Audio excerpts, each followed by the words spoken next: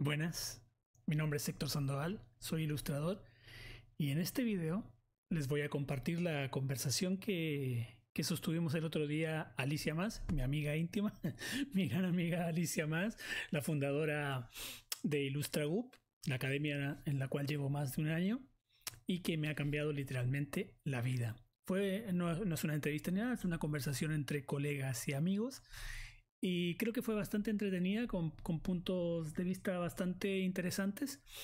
Y eso fue a través de Instagram, pero lo voy a subir ahora a YouTube para que, si les interesa, lo vean. Así que sin más dilación, vamos al video.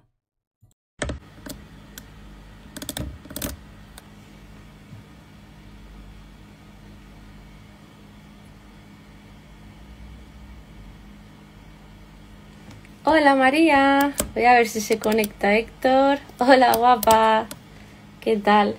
Yo voy a ver la luz esta, que luego en el último directo, bueno, como aquí es tarde, noche y donde yo trabajo es un poco zulo, la luz no me gusta mucho, pero bueno, no pasa nada. Mira, ahí está Héctor. A ver, voy a ver si, mira.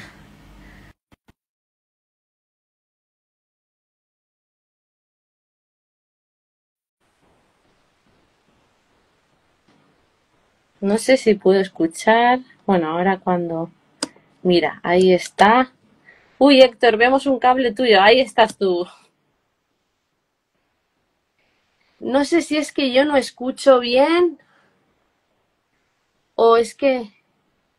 ¿Vosotros escucháis a Héctor o soy solo yo? ¿O a mí no se me escucha?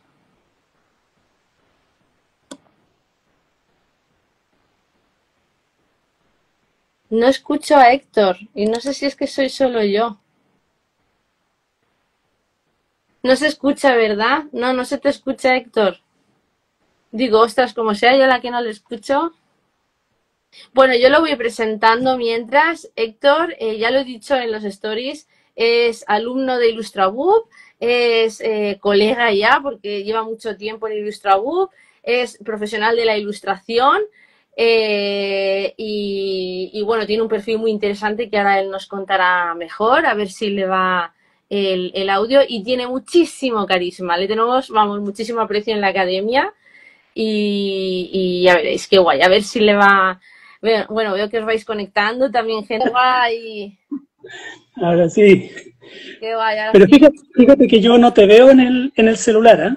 O sea, ¿No me veo mi ves? propia cara, pero te estoy viendo en el computador, así que no hay problema. Vale, perfecto. Pues los demás nos veis y nos escucháis a los dos antes de seguir. A ver. Si nos decís que se ve todo bien y se escucha, yo a Tito ya sí que les... Ya, vale, perfecto. Ajá. Ya escucho.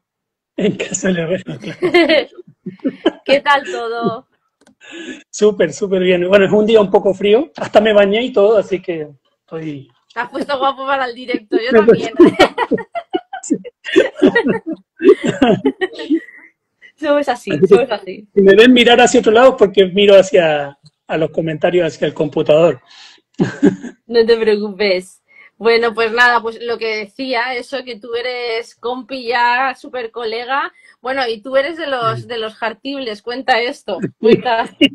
Claro, los Cartibles somos el grupo de Mastermind que me tocó a mí. La verdad es que no puedo tener más suerte porque tengo unos súper compañeros ahí, María Marel, Cris Badalona, Héctor Allén. Jartibles no es un término que aquí en Chile se ocupe, ¿eh? Pero me costó un poco entenderlo. Claro, es los que están siempre ahí presentes, los chupamedias, decimos acá, o hay un personaje que es de Happening con Jaume, Espinita, se decía, que estaba siempre ahí pegado al jefe. Ya ves. Pero súper, el Mastermind es lo mejor que me puede haber pasado, la verdad. Le agradezco al universo que me haya permitido encontrarme con todas estas personas, con ustedes, con la academia. Qué Porque me ha guay, cambiado la vida, literalmente me ha cambiado la vida. qué guay, qué guay. Ya ves. Bueno, y Tokaido o Tito Tiene aparte su canal de YouTube, que os lo recomiendo muchísimo, ya lo he comentado aquí, pero lo vuelvo a comentar. Y eso, que él habla de ilustración, o sea, que si os interesa este directo y os interesa mi contenido, también os va a interesar lo que hace Tito. Además, me hace mucha publicidad en la academia. Que por cierto, el otro día vi que ponías, ay, porque medio vi la entrevista en la que hablabas con ti mismo, que hiciste un poco también lo que hicimos Antonio y yo cuando empezó Illustraboob. Y decías, a ver si alguna vez puedo entrevistar a Alicia Mas, si esto se mueve tal. Claro. Por supuesto que me puedes entrevistar, pero ya. Quiero decir, aquí no hay jerarquías, vamos. Además que tú y yo ya somos colegas que... Mira, estos últimos viernes no he podido ir a las quedadas, por lo que os dije, de que he tenido un montón de eventos y de historias de verano, pero vamos, que ya este viernes sí que voy a estar. Porque en Illustraboob todos los viernes hacemos una quedada y Tito, como es de los Jartibles, suele estar, María también, Patri, Cris, que no sé si está conectada. Hay algunos que siempre asisten a estas quedadas, somos muchos más en Illustraboob y la verdad es que es una comunidad bastante activa. Ahora cuando he subido esta mañana, cuando he abierto debate, habéis contestado un montón y cuando subís vuestros trabajos a la comunidad, todos os comentáis y mola muchísimo. La verdad es que es una comunidad súper bonita y eso, entre otras cosas, hacemos las quedadas los viernes. Lo que decía Tito de Mastermind es porque también hay Masterminds dentro de la comunidad, se juntan unos cuantos, se crean grupos y ellos van trabajando sobre sus proyectos y haciendo, bueno, pues dándose feedback y avanzando en sus proyectos con la ayuda de ellos mismos y aparte, pues eso, puedes hacer networking, puedes hacer colegueo, puedes hacer de todo. Y terapia, mucha terapia hacemos y eso. Sí, necesaria. Entonces, eso, bueno, y Héctor, yo hace poco, Tito, hace poco descubrí, porque claro, él entró a Illustraboob y en Illustraboob un perfil que se estila mucho es el de los ilustradores que somos unos apasionados de la literatura infantil, de la ilustración infantil, que nos apasiona la narrativa visual. Independientemente del nivel en el que estemos, nos apasiona, queremos seguir aprendiendo sobre ello. Yo, la primera, y yo desconocía, sabía de Tito que él es informático, era informático y ha transicionado de informático a ilustrador, pero desconocía cómo dibujaba él antes. Y nos lo enseñó en una de las quedadas y me quedé, que me caí para atrás. Se lo conté a Antonio, que estuvo estas vacaciones aquí en Elche, y se lo conté, digo, tú no sabes lo que hay. Además, se lo iba contando cuando lo recogí de la estación de tren. Digo, el otro día Tito me enseñó los dibujos que él hacía en tradicional y no te imaginas. Y el en plan, ¿qué? ¿Muy mal? Y yo, no, muy mal no, todo lo contrario. Todo lo contrario. Digo, es un genio. Y entonces te quería preguntar cómo, de dónde viene o cómo lo has vivido, o por qué has decidido, o cómo te ha llegado esa transición de las bellas artes a la informática y de la informática a la ilustración infantil, en el que es un estilo, un mundo muy diferente, en el que hay muchas licencias creativas, en el que el estilo que tú tenías antes es muy diferente a lo que estás intentando desarrollar ahora mismo. Entonces te quería preguntar sobre eso. Claro. Mira, yo nací en una ciudad que está al norte de mi país, que es Iquique. Es una ciudad bastante particular. Es mágica por un lado porque tiene desierto, tiene mar, es un centro económico muy fuerte, hay mucha gente con mucho dinero ahí. Y ahí en particular se da mucho el arte hiperrealista. De hecho, algunos pintores hiperrealistas famosos, digamos, a nivel internacional, como Enrique Campuzano, son iquiqueños. Entonces yo crecí en ese ambiente del hiperrealismo casi como la única forma exclusiva de hacer arte. Y me gustaba mucho. Y empecé a muy temprana edad, a los 17 años, digamos, a juntarme con otros pintores que todos pintaban más o menos similar. Y el problema estaba que, si bien es cierto, me gustaba mucho ese tipo de arte, sufría mucho haciéndolo. Entonces me provocaba una contradicción interior porque yo decía, si esto es lo que se supone que yo, que lo que me hace feliz, ¿por qué sufro tanto con esto? Y lo segundo que yo hacía, según yo mejor, eran las computadoras, o sea, se me daban bastante fácil. Entonces, como siempre estaba expuesto a lo que todos los que nos hemos dedicado alguna vez al arte hemos estado expuestos a la opinión de la familia, de los amigos, del entorno, de que no puedes vivir de esto, a menos que tú pertenezcas a un estrato social, económico alto, ¿no es cierto?, donde, entre comillas, se te permite hacer arte, que paradójicamente son los que más lucran con el arte, sobre todo con el arte, digamos, tradicional. Y entonces yo, un poco cansado de este tema, dije, voy a hacer mejor, voy a hacer un trueque, pensé yo. Voy a cambiar lo que era mi hobby, que era la computación, por lo que yo consideraba que iba a ser mi trabajo, el arte. Pero como soy muy obsesivo, terminé abandonando prácticamente el arte. O sea, dibujaba, veía cosas y todo, o escribía mucho, que es lo otro que me apasiona, pero lo terminé dejando por más de 30 años. Y post pandemia, o incluso durante la pandemia, como yo me cambié a la mitad del país, digamos, en un lugar en el campo, y viví incluso más de 6 meses prácticamente solo. Mi señora, que es colombiana, quedó atrapada en Colombia, mi familia se había regresado a Iquique, también no podían volver acá al campo. Así que empecé tímidamente a recuperar eso. Y fue cuando caí en cuenta de que había una diferencia entre el arte que a mí me gustaba ver del arte que a mí me gustaba hacer. Yeah. Y la pintura hiperrealista es preciosa, todo lo que quieras, pero no aporta nada a la narrativa. Y la verdad es que un cuadro no me alcanzaba para mis ideas. Mis ideas eran demasiado locas. Y hace relativamente poco, recuerdo haber conversado con una amiga de esa época, de los 17 años, y yo le digo, ¿tú te acuerdas qué era lo que yo te decía que yo quería hacer cuando tenía esa edad? Y me dijo, tú querías ilustrar libros infantiles.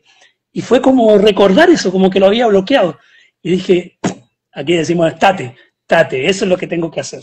A eso tengo que enfocarme. Y empecé a buscar cómo capacitarme y cómo mejorar. Qué guay, qué guay. Fíjate, casi todos los que somos ilustradores tenemos como ese momento clic de eso es lo que quiero. Yo también lo tuve. Y también, bueno, tú me conoces ya lo sabes, que también transité por ese periodo en el que dejé de dibujar porque el arte entendido o el enfoque que le dan desde las bellas artes a mí tampoco me hacía feliz, no me sentía representada. A mí me gusta mucho ilustrar de manera que se vea muy claro la funcionalidad, el servicio a la sociedad, y ya no solo eso, porque puede haber artistas que sientan que están aportando a la sociedad, pero yo me gusta el enfoque de estar acercando el conocimiento a los más pequeños, porque me gusta la crianza. Después todo esto de la narrativa visual me encanta, todas las estrategias que hay detrás.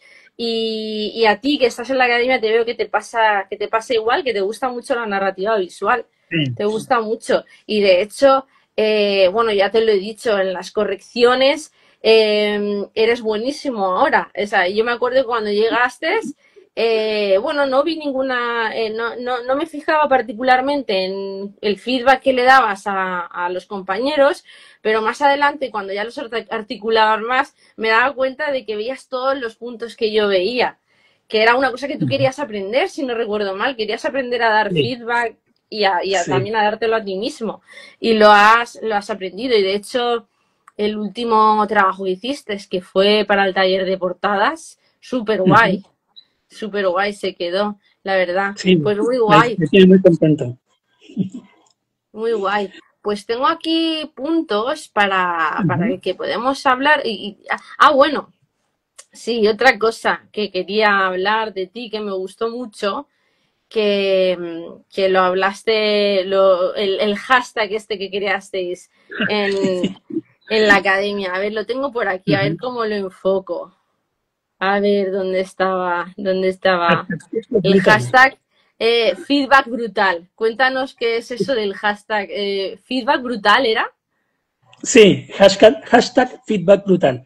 Lo que pasa es que, bueno, a raíz de la comunidad que yo he podido encontrar en IllustraGroup, se ha dado algo que yo, por lo menos yo lo considero así, he generado una amistad que incluso en mi época que yo era adolescente no la tenía. Yo ahora digo que los 50 son la adolescencia de la vejez, o sea, que empiezo a generar amigos y me atrevo a cosas que antes no me atrevía. Y ahora tengo muchos amigos y entre ellos, por ejemplo, Patricia Ballester, que creo que está presente aquí en el en vivo, me hizo el comentario de que a ella a veces le parecía que el feedback que recibía era muy suave, como muy cuidadoso de los sentimientos de los artistas. Y claro, somos personas que somos muy sensibles, estamos con esto de la autoestima así a flor de piel. Entonces yo le dije, ¿por qué no usamos un hashtag que le permita indicar a la otra persona, al que nos quiera dar su feedback, que estamos preparados para recibir fuego pesado?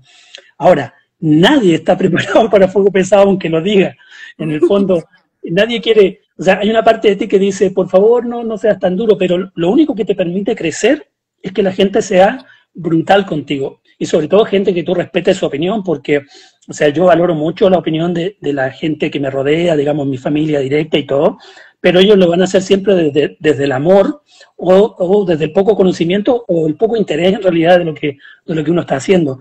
Pero entre tus pares es súper importante dar y recibir feedback, porque a mí personalmente es la única manera que me ha permitido sentir que estoy avanzando.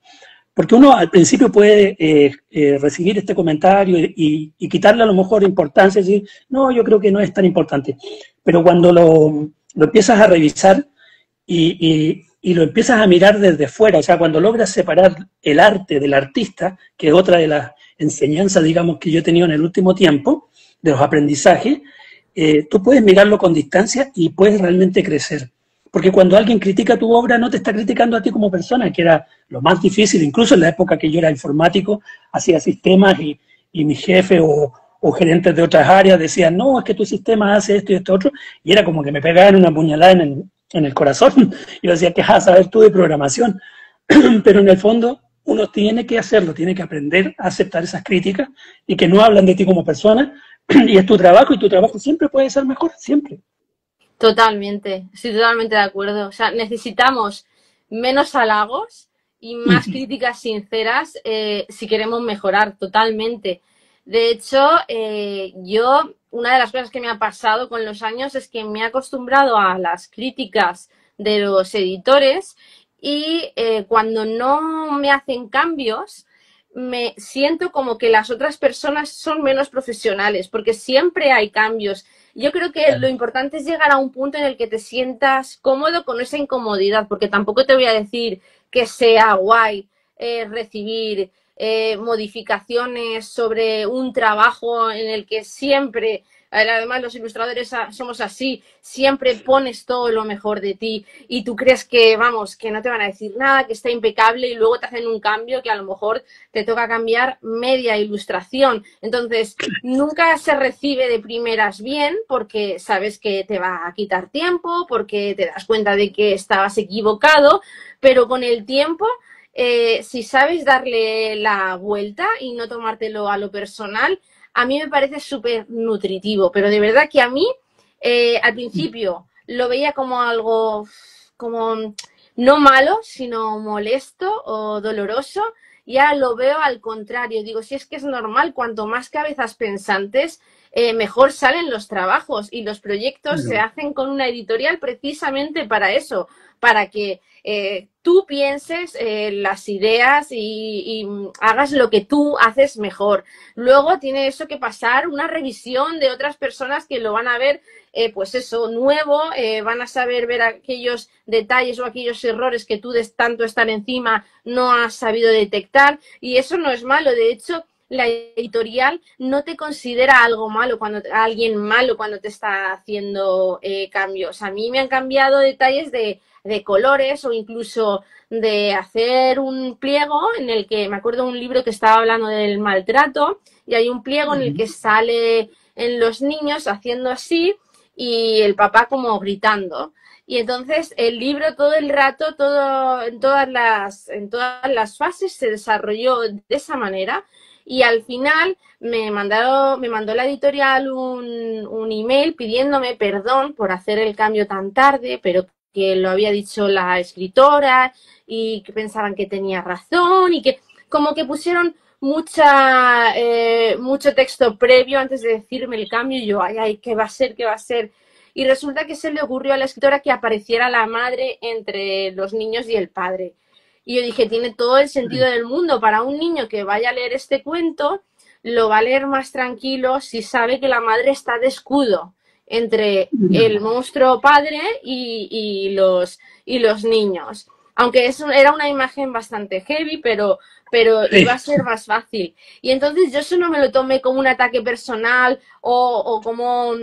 ¿Cómo no se me había ocurrido a mí? Todo lo contrario, dije, qué buena la escritora, qué sensibilidad que ha tenido. Totalmente. Porque a mí me gusta mucho hacer los cuentos pensando en la tranquilidad y el disfrute del nene. Entonces, te van a hacer cambios lo más normal que sean de ese tipo. Que esto no quiere decir que luego hayan cambios, que a mí también a veces me han hecho cambios que no he estado de acuerdo, ¿eh? Yo he tenido mis peleitas también. Y tienes que lucharlo. Tienes que tener el valor para defenderlo. Claro, tiene el profesional, eres tú, que esto ya lo he contado alguna vez. Una vez me querían cambiar, lo he contado, claro, es que esto se sabe todas mis batallitas, como lo que hablamos los viernes. Sí. Una vez me querían cambiar el color de un elemento que yo había dejado en blanco y lo querían poner en un color que no iba a contrastar en ninguno de los pliegos. Y yo lo dije, digo, es que no va a contrastar lo suficiente, no va tampoco con la narrativa, vamos, que yo les di un montón de argumentos apoyados en teoría del color y en narrativa de que ese color ahí no iba bien. Y la gente estuvo de acuerdo o sea, las editoras estuvieron de acuerdo conmigo y luego esa persona que quería cambiar el color mandó, o sea, como si, no voy a decir en qué trabaja, para que no se pueda adivinar, pero imagínate que era panadero, ¿vale? Pues fue a la panadería e hizo una encuesta a toda la panadería que no tenía nada que ver con la ilustración para ver de qué color hacían eso y mira que he hecho una encuesta y me han dicho que también les gusta más el color que yo he dicho y yo, hombre... y no se cambió el color, ¿eh? Pero que a veces sí que es verdad que tienes que luchar tus cambios porque al final tú eres el profesional. Pero tienes que hacerlo con argumentos, evidentemente. Evidentemente. Mira, en informática... en informática siempre se decía que si el cliente quería el botón rosado y estaba pagando, se lo hace rosado. A menos que rosado le vaya a impedir a usar el programa de forma correcta. Claro. Entonces... tú tienes que saber escoger tus batallas también. Claro, claro. Y bueno, a ver qué más cosas te quería yo decir. Bueno, ahora que tú estás en esa fase, bueno, en la que ya muchos te hemos dicho que ya empieces a enviarle a las editoriales tu trabajo porque tú ya estás listo, ya estás súper listo. ¿Qué es para ti lo que más te cuesta de este mundo de la ilustración editorial? ¿Qué es lo que se te hace más pesado? A mí, bueno, hay dos cosas. Yo siento por un lado que más que el miedo al fracaso, a veces lo que te bloquea es el miedo al éxito. O sea, es como esa voz que te dice, ¿y qué pasa si te dan el trabajo? ¿Y qué pasa si decepcionas en el trabajo? Entonces, tu mente siempre está presentándote los peores escenarios a futuro, escenarios que en la mayoría de los casos no van a suceder. Claramente. Y... a mí en este momento, por ejemplo, en esta etapa en la que me encuentro de mi propio camino, de lo que yo me he planteado, lo que me voy a demorar en convertirme en el ilustrador que quiero ser, estoy tratando de conseguir mi primer cliente, ¿ya? Y me preocupa el hecho de que si un cliente me traspasa su proyecto, poder cumplir con lo que el cliente quiere, o sea, cumplir con las expectativas.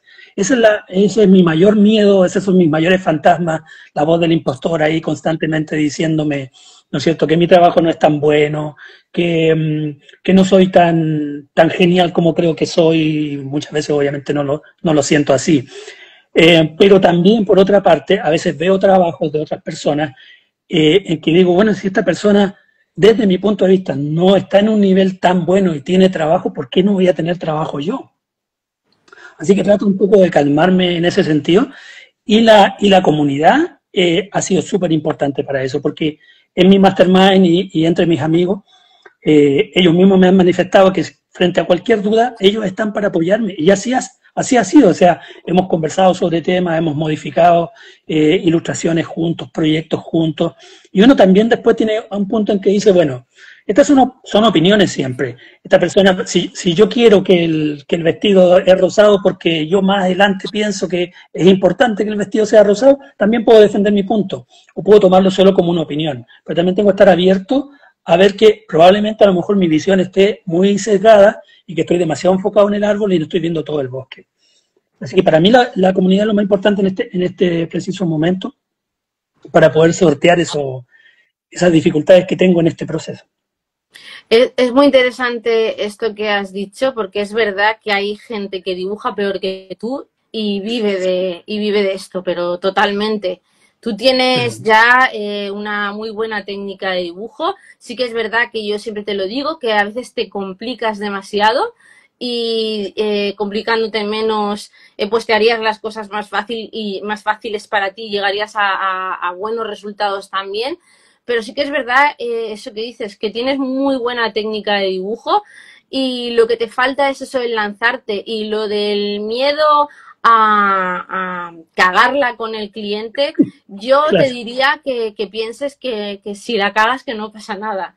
De hecho, a mí me ayudó mucho en su día anécdotas de otros ilustradores que me sé bastantes. La que más presente tengo es la de Laura Pérez, de cómo contaba que su primera portada para cuando ya estaba trabajando, creo que con Anna Goodson, o sea, con una agencia potente, que fueron todo problemas.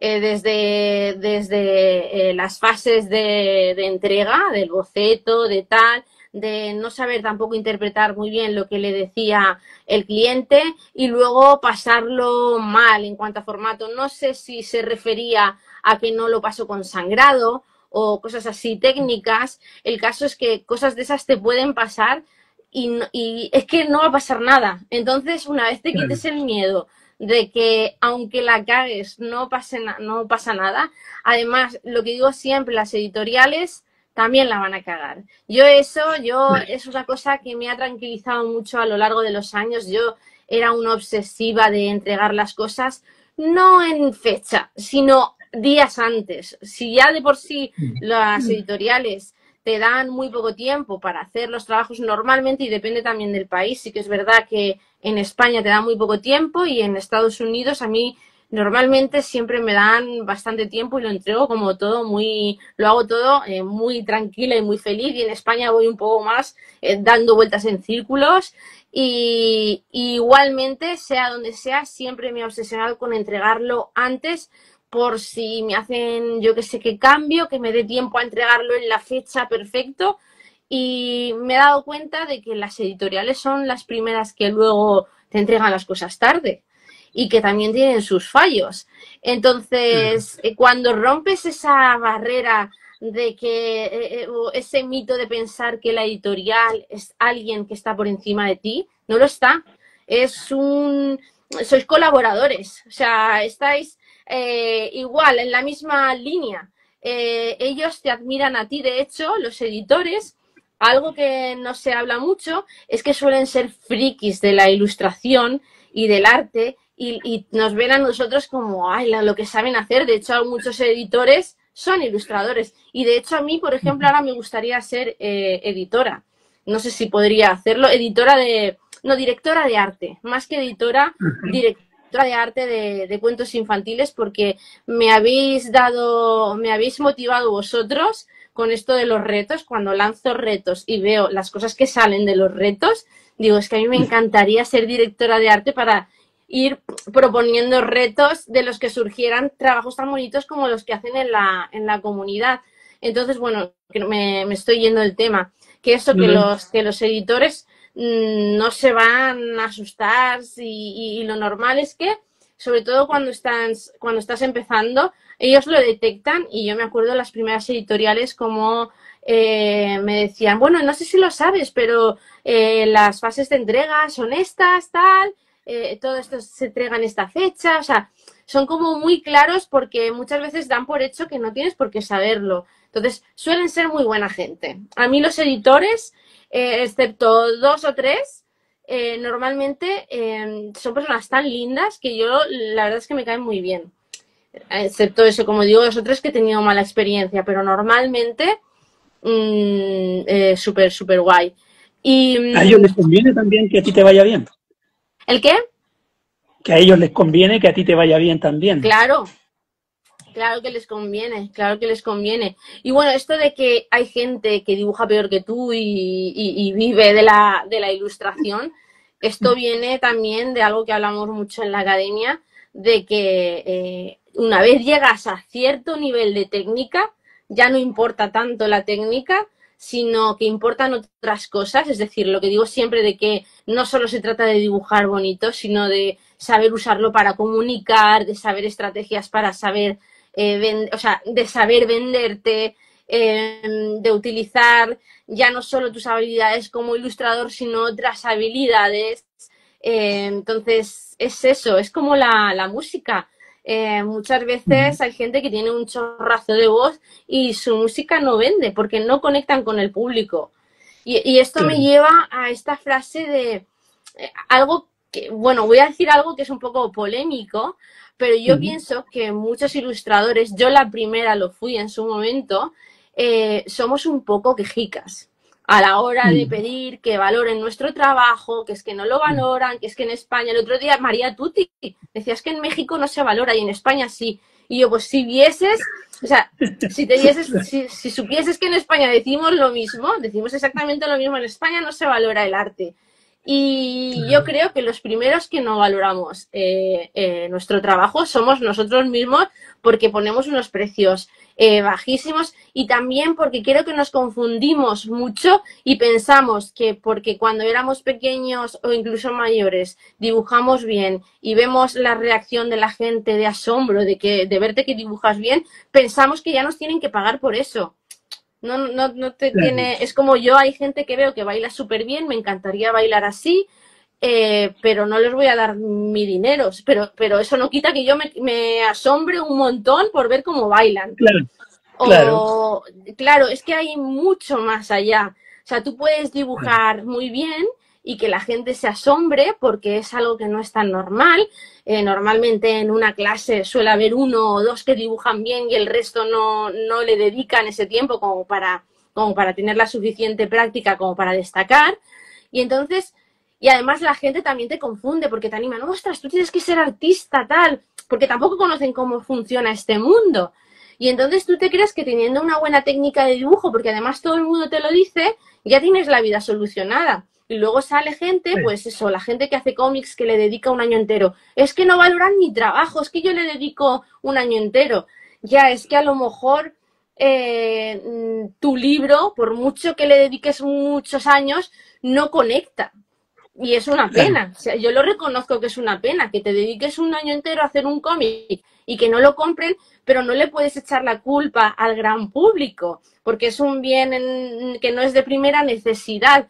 Entonces, aquí la competitividad o como las exigencias son muy altas, pero yo pienso que no es imposible, te las tienes que apañar, como digo yo, pues esto de desarrollar más habilidades, complementarlas, pues si te gusta la formación, si te gusta el humor, si te gusta la decoración, todo eso junto a la ilustración, generar fuentes de ingresos y poder vivir de ello y crear estrategias que te permitan vivir de ello, pero no abandonarlo todo o dejarlo todo en manos de, como tengo buena técnica y la gente cuando ve mis dibujos se sorprende, pues ya está, tengo la vida solucionada, porque no es así. Yo el día que descubrí esto, que fue como un clic, estaba en mi casa y todo esto fue a raíz de, un poco antes de Illustrabook, hice como un clic, como en mi casa se habla mucho de esto, a mi chico le gusta mucho todo el tema del emprendimiento, Antonio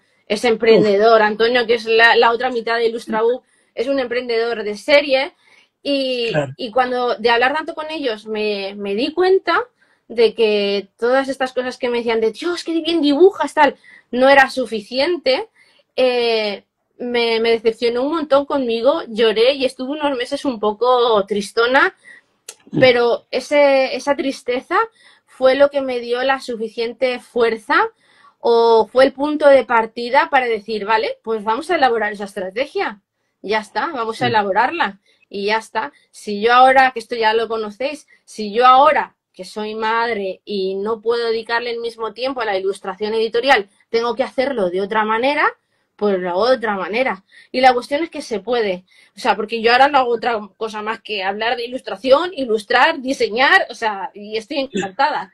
Entonces es eso, pero hay que dejar de quejarse y plantearse dónde está el verdadero problema y por qué la gente no valora lo que hacemos, si realmente no lo valoran o si realmente no estamos conectando con el público o demás.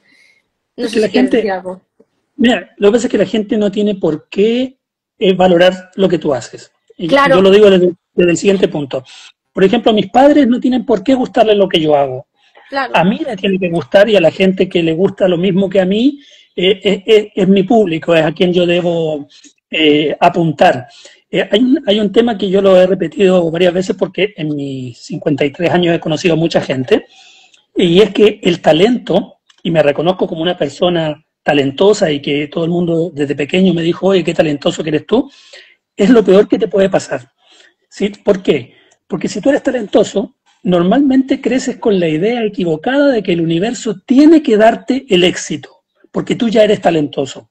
Totalmente. Además, la gente tiende a menospreciar tu esfuerzo porque lo consideran, tú que dibujas fácil, yo dibujo fácil, o se ve fácil, o Benji Davis, por ejemplo, que es uno de los que yo admiro, lo hace como tan fácil, pero detrás de eso hay mucho trabajo.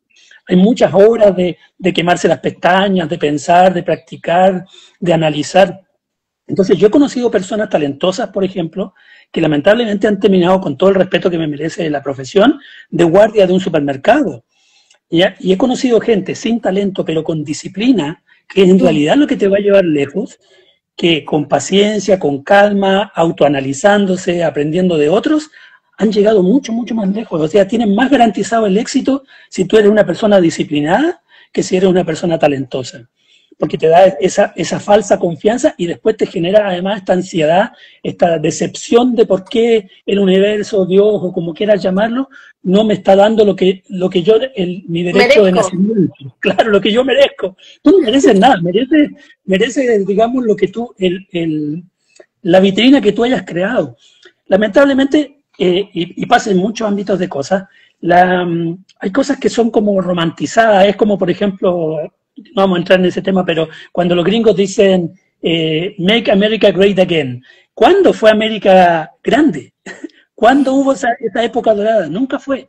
Entonces, ¿cuándo fue que el artista las tenía fácil? El artista nunca la tuvo fácil. ¿Acaso Miguel Ángel, cuando estaba pintando la Capilla Sixtina, no tenía que luchar todos los días con el Papa y el Papa iba para allá y lo presionaba? ¿No tenía que ir a lo mejor a hacer un montón, o Da Vinci, hacer retratos de gente que no quería retratar? Siempre ha sido difícil. Entonces, ahora nos parece más difícil, pero también hay muchas más herramientas. En la época en que yo me dediqué a la pintura, era súper difícil conseguir un marchand, que se le llamaba así, ¿no es cierto?, el tipo que te negociaba una casa de remates. Mira, imagínate, ni siquiera una galería, era una casa de remates que quería cierto tipo de pintura y eso te permitía poder asegurar tu ingreso de dinero, que no era poco, durante un periodo de tiempo. Pero si tú no sabías aprovechar eso, si no tenías la disciplina para aprovecharlo, te lo perdías. Yo tenía un amigo que fue el que me inició a mí en el mundo de la pintura prácticamente, que lleno de talento, era tan talentoso que podía él dibujar con ambas manos de manera perfecta. A veces hasta dibujaba con los pies, y no te miento, porque él siempre estaba tratando de buscar una forma más de complicarse la vida. Y el tipo era espectacular. Si tú consideras que yo dibujo bien, te aseguro que él, como decimos en chileno, me pegaba 1000 patadas, porque la verdad es que era espectacular. Pero lamentablemente ha desperdiciado su vida porque no tiene disciplina y porque el talento le jugó en contra. Y yo no quiero ser esa clase de persona. Yo reniego en cierta medida de mi talento y digo, no, yo soy una persona disciplinada y necesito un proceso. Como soy informático, o sea, lamentablemente, o para beneficio mío, la informática caló muy hondo en mí, porque tengo además una manera de pensar muy basada en el método, Yo, por ejemplo, al principio, mi proceso era muy caótico. Cuando recién inicié en la academia tenía este proceso tan caótico que me podía tomar desde 2 días haciendo una instrucción hasta un mes. Y ahora cada vez voy confiando más en el proceso, porque he aprendido de ti, he aprendido de mis compañeros y digo ya, hay que hacer cada parte tiene que llegar a cierto nivel, tiene que poder ajustarse también, pero una vez que ya inicié no puedo estar retrocediendo porque es una pérdida de tiempo. Y esos plazos que, por ejemplo, estos los retos, yo trato de no saltarme ni un solo reto y espero seguir haciendo los retos, incluso el día que yo publique mi primer libro, tenga mi primer cliente. Porque es increíble cómo aprendes tanto de lo que tú mismo haces, ¿no es cierto? Y del feedback que tú le das, como del feedback de los compañeros. Es impresionante. Es muy guay. Y yo también aprendo, ¿eh? Yo cuando os lo corrijo, también aprendo, porque me toca, hay veces que hay ilustraciones más complicadas de corregir y a veces eso no sé exactamente dónde está el fallo, entonces las estudio para ver por qué esto no me gusta y entonces ahí me pregunto cosas y ahí yo soy la primera que aprende con vosotros. Pone aquí Cristina, antes mandaban portafolio por correo certificado o solo en ferias, ahora podemos mandar un email o cualquier editorial a cualquier editorial del mundo, totalmente, ahora hay muchas facilidades.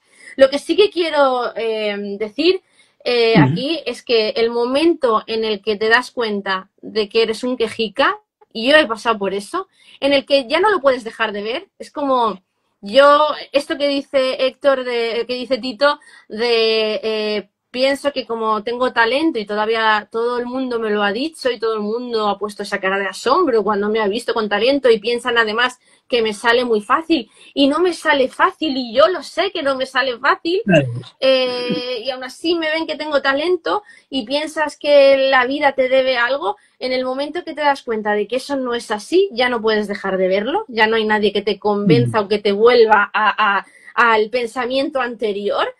Y para mí fue muy duro. Para mí fue como un hostiazo en la cara. O sea, yo soy muy llorona, también lo he de decir, yo lloro por cualquier cosa. Y me acuerdo que era como, ostras, toda la vida pensando que como dibujo bien, como dibujo mejor que la mayoría, porque cuando ven mis dibujos se asombran, pensaba que esto era como un segurito, un pequeño seguro de vida que me iba a llevar a conseguir cosas en la vida, que al final sí que tienes un poco esa sensación, sí que veo que el tener esa pasión me ha llevado a alcanzar o a lograr las cosas que tengo ahora, pero no ha sido por el talento, no ha sido por la cuestión esta innata de que es una pasión que te sale sola, sino por los llantos. O sea, los llantos han sido lo que... y la disciplina... y el no parar y el estrujarte la cabeza con ver qué es lo que gusta, qué es lo que quiere el cliente, qué es lo que, en mi caso, para mí el cliente son los niños, me fijo mucho en qué es lo que le puede gustar a un niño, es eso lo que te lleva a ir consiguiendo cosas, pero olvídate de pensar que te deben algo y eso, es muy duro darte cuenta de que aunque hagas el proyecto más bonito del mundo, con la idea más preciosa del mundo, que tú de repente, ay, porque yo en mi infancia hice no sé qué y ahora lo voy a contar, voy a hacer una metáfora, no sé qué, no sé cuánto, ¿cómo no va a gustar esta idea? Pues resulta que luego puede no gustar y te la tienes que comer así y nadie te debe nada. Es que en ese momento es muy duro, en el momento que te das cuenta de que el valor se lo tienes que dar tú, y la gente no te debe nada y España no tiene que... porque mucha gente no valoran el arte y por eso no me valoran a mí, no generalices, a lo mejor sí que están valorándolo, pero a lo mejor tú no estás ofreciendo algo lo suficientemente potente claro. o a veces no te estás exponiendo lo suficiente. Quiero decir que muchas veces tu trabajo puede ser muy bueno, pero como no te sabes vender, no sabes estar en el lugar adecuado, en el momento que toca, y hablar con las personas indicadas, tu trabajo no se ve y es como si no existiera, porque estoy segura de que hay ideas de ilustradores increíbles y más desde que IllustraWoop existe. Ahora hace nada subía Romina su trabajo para el reto del mes, que era hacer un pliego ilustrado con la temática de recetas, de un libro de recetas, y hablaba de recetas para o sea, hablaba del azúcar, de cómo afecta el azúcar. Claro. No voy a revelar más por si ella no quiere, pero estaba relacionado con eso. Y digo, ostras, es que yo si soy una editorial, es que el tema, que no voy a nombrarlo por si ella no quiere, el tema que ha tocado está súper de moda. Está súper de moda. Entonces, ahí hay una idea que Romina enseguida tiene que elaborar eso, subirlo a su portafolio y venderlo a editoriales y darle mucha visibilidad, porque eso es una idea muy buena. Pero para darle esa visibilidad tienes que tener estrategias de marketing, hacer un buen portafolio, ir a las ferias, bueno, son muchas cosas las que tienes que hacer que no tienen nada que ver con ilustrar. Claro. Es así, es así. Los artistas antes tenían que hacer mucha vida social, tenían que codearse con reyes, con príncipes, que a la vez tenían sus propios problemas y sus propias historias de venganza entre ellos. Y el artista tenía que lidiar con eso si quería vivir de su arte. Sí.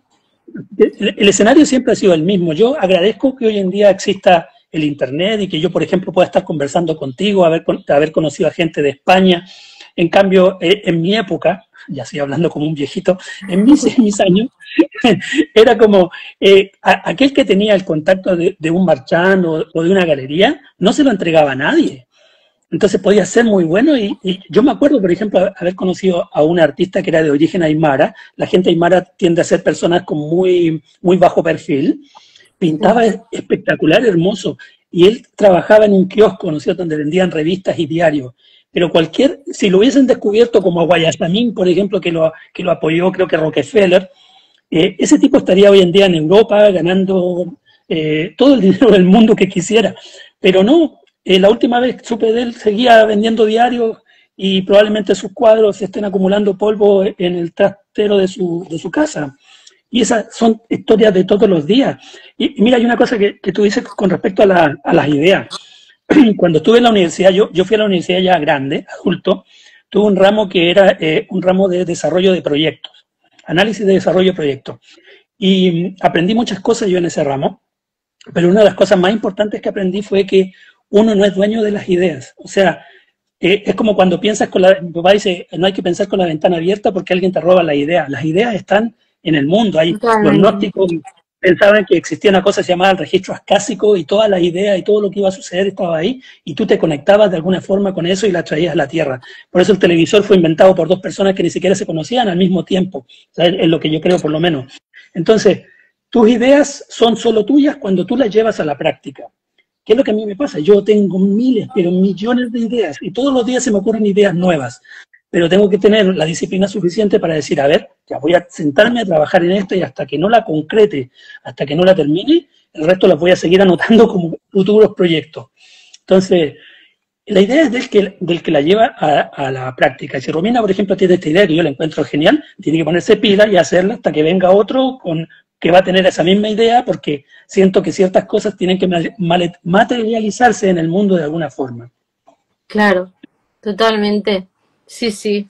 Y luego está, bueno, en Ilustrabug han salido varias ideas muy, muy guay, porque yo me acuerdo de las ilustraciones de Susana Viñolo, una que hizo, no sé si era del ritmo visual o no, sobre unas estrellas.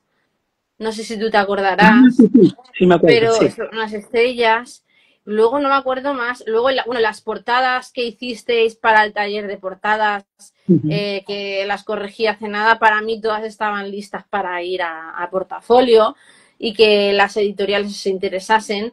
Entonces, sí, las ideas... Bueno, y esto me lleva a otro punto, al de que las editoriales, que esto también lo he comentado muchas veces, pero lo vuelvo a comentar porque hay gente que creo que no lo sabe bien o no se lo cree, y es que las editoriales están sedientas de ideas nuevas. Hacer un libro bien vendible cuesta mucho y a nosotros nos ven como creadores de esas ideas. Ellos se meten a los portafolios no solo buscando un ilustrador que dibuje bonito, sino viendo en esas ilustraciones a ver si hay alguna idea que se pudiera desarrollar. Ojo, cuidado, que si detectan que sois nuevos, pueden ir y aprovecharse de ese sentimiento vuestro de que soy nuevo, no tengo ni idea, y aprovecharse de vuestra idea y luego sacar pasta a ellos. Esto lo digo que es muy común, muy común. Entonces, vosotros cuando tengáis una idea, si tenéis una idea y veis que una editorial o alguien está interesada, tenéis que negociar y sentiros por encima, porque están interesados, y que se os olvide que sois nuevos. Vuestra idea le ha gustado y tenéis que poneros en esa posición de como si llevarais años, porque sacar una buena idea es muy complicado. Y esto es una de las cosas que a mí también me tranquiliza, o que no es que me tranquiliza, es que no me preocupa la IA en ese sentido, porque la IA pues hay gente que la usa para jugar y sacar, o sea, dar con imágenes bonitas, pero es esto lo que decía antes, de lo que decíamos antes Tito y yo, del valor, de que nadie tiene por qué pagarte, y menos ahora, por algo que pueden hacer ellos mismos.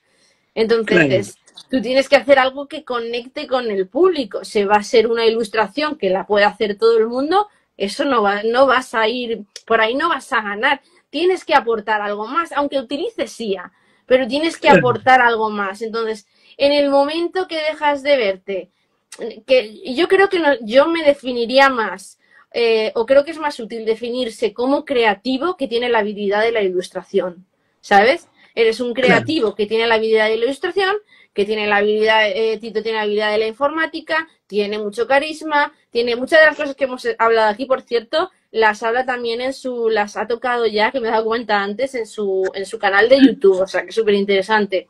Entonces, eso él lo tiene que aprovechar. Entonces, es algo que la IA, a no ser que venga alguien y tenga el mismo carisma y todas las mismas virtudes que tiene Tito, no va a poder competir con él en eso. Entonces, es un creativo que tiene que aprovechar su habilidad como ilustrador y el resto de habilidades que ha venido desarrollando desde que era pequeño hasta ahora.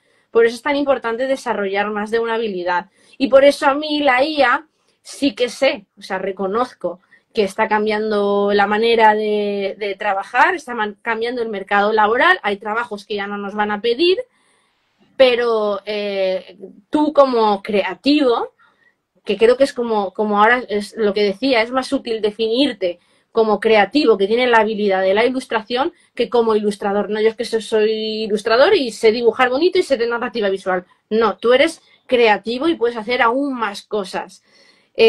Porque además todo nace de ahí, la pasión por la ilustración nace de que somos somos creativos de forma, eso sí que me parece que es algo innato. El tener buena técnica de dibujo no es innato, pero la creatividad sí que me parece algo innato. Entonces, se puede entrenar también, ¿eh? Sí, se puede entrenar, vamos, y otra cosa que se puede entrenar, que la gente tampoco, o bueno, la gente no, yo por ejemplo no lo sabía al principio, es el gusto. El gusto se puede, es increíble, te crees que vas a tener siempre el mismo gusto y luego vas avanzando, y es como le pasa a los modistas, a la gente que se dedica a la moda, que al principio hacen vestidos más de vestir para la calle y luego hacen cosas que dices, pero eso ¿cuándo te lo vas a poner? Porque van educando ese gusto y se les va yendo la bola. y con la ilustración pasa lo mismo, cada vez vas afinando más.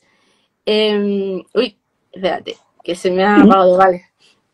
Mira, y con respecto al tema de la IA, bueno, la gente que ha visto mi video o que alguna vez ha leído lo que yo he escrito, yo soy un gran defensor de la IA, sobre todo porque como informático, como programador, sé que la IA, lo que la gente hoy en día tiene miedo, es un miedo generado por la publicidad justamente para generar más dinero. No es más que un algoritmo glorificado, es un tipo de... O sea, la gente que está a cargo quiere hacerte vender la idea de que la IA puede pensar por sí misma o que puede sentir, pero eso no es cierto. Lo que nos diferencia, ¿no es cierto?, a nosotros, y nos va a diferenciar por lo menos yo creo durante mucho tiempo hasta que se logre desarrollar una conciencia virtual que probablemente algún día se pueda desarrollar, pero estamos muy lejos todavía de eso, es que nosotros podemos conectar cosas que en primera instancia no están conectadas.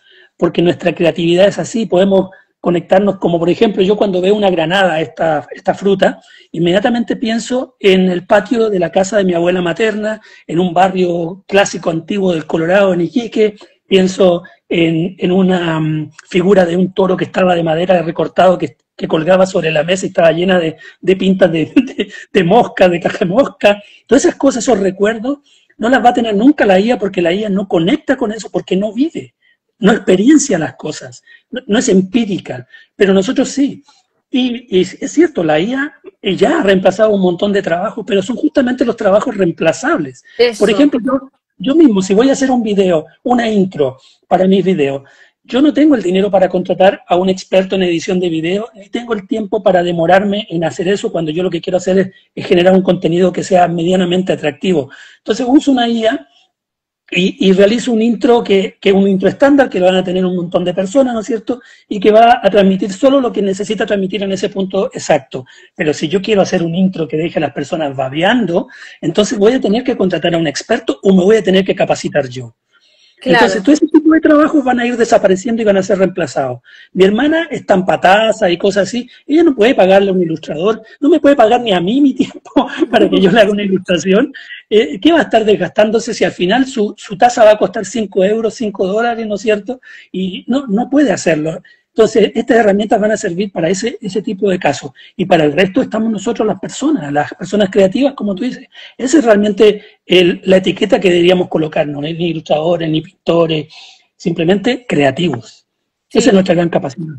Hoy justo veía una ilustración, justo antes de este directo, cuando he entrado a Instagram me ha aparecido una ilustración que me ha tocado mucho porque, y es una cosa que no podría haber hecho la IA, a no ser que le hubieran puesto el prompt exacto, pero para eso hubiera tenido que ser, o sea, ese prompt lo tendría que solo hacer una madre ilustradora, madre, porque era una ilustración de una niña que su madre le está poniendo los zapatos y la niña hace una cosa que hace mi hija todos los días y que te hace risa y rabia a la vez, que es que para apoyarse y no caerse, te coge así. ¿No? En plan, para no caerse te coge así del flequillo y digo, o sea, ¿cómo ha hecho? Digo, es que esta madre vive lo mismo que yo todas las mañanas, vive lo mismo que le vas a poner el zapato a la nena, o sea, me ha acordado de esto por esto que dices tú de las conexiones.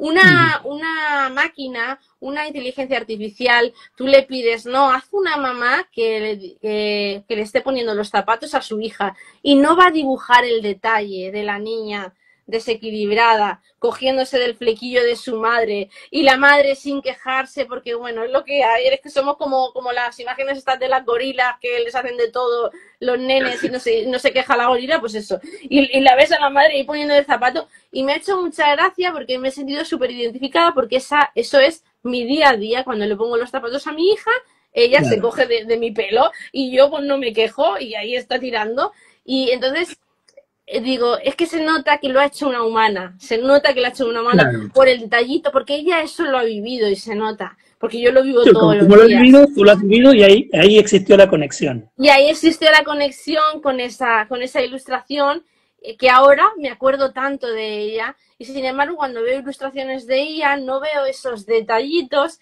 y entonces no me calan, no los recuerdo, no los recuerdo. Entonces, eso está muy guay. Y luego hay otra cosa que quería decir, pero creo que se me ha olvidado, de la inteligencia artificial.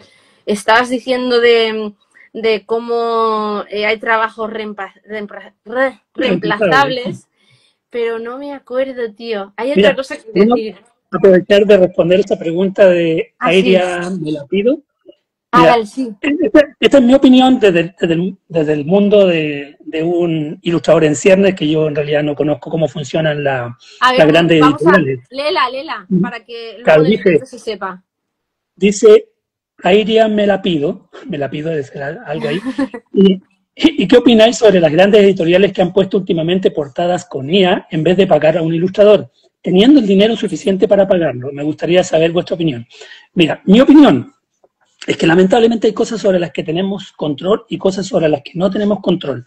Si el contenido es bueno, o sea, si el libro es bueno, el texto, no va a importar la portada, porque pueden ser letras o puede ser una imagen, y el contenido es el que va a determinar el valor. Pero si es un libro que nadie conoce, la portada, si está hecha con IA y la gente no la compra, es la única forma de presionar a las editoriales para que entiendan que una buena portada también afecta a las ventas. O sea, yo lo que haría, por ejemplo, es no recomendarlo o justamente hacerlo, decir, ¿sabes qué? Yo no compraría este libro porque esta portada está hecha con IA. Y tarde o temprano las editoriales tendrían que contemplar que no se pueden ahorrar ese dinero porque es un factor muy importante. Eso es lo que pienso. Sí, bueno, lo que tú puedes controlar, o sea, lo que no puedes controlar, no puedes controlarlo, y lo que puedes controlar o lo que tú puedes hacer es no comprarlo, porque no estás de acuerdo. De hecho, sí que están surgiendo muchas editoriales que están en contra, o plataformas o empresas que están en contra y no utilizan la IA. Yo lo que pienso, bueno, yo hablé de esto en el taller de portadas, analicé portadas que estaban hechas con IA. A mí me parecen horribles, me parece que se notan y, claro, sí que es verdad que yo lo veo con ojos de ilustradora, que es una friki de la narrativa visual, pero igualmente sí que pienso que en el fondo, una buena portada, que para mí son las que están hechas por humanos, o a lo mejor puedes utilizar la inteligencia artificial, pero luego tienes que meterle, como digo, mucha creatividad. Yo por esto lo vuelvo a repetir, empezar a definiros como creativos que tenéis la habilidad de la ilustración, y con habilidad de la ilustración me refiero a que sabéis de teoría del color, de composición, de diseño de personajes, porque una de las cosas que yo criticaba, por ejemplo, en ese taller de portadas, es que estaban hechas con IA y el personaje podía ser un poco resultón, pero luego estaba lleno de incoherencias que metían mucho ruido a la portada y quedaba cutre, quedaba chabacano, o sea, quedaba que yo ese libro lo paso, o sea, lo paso, no...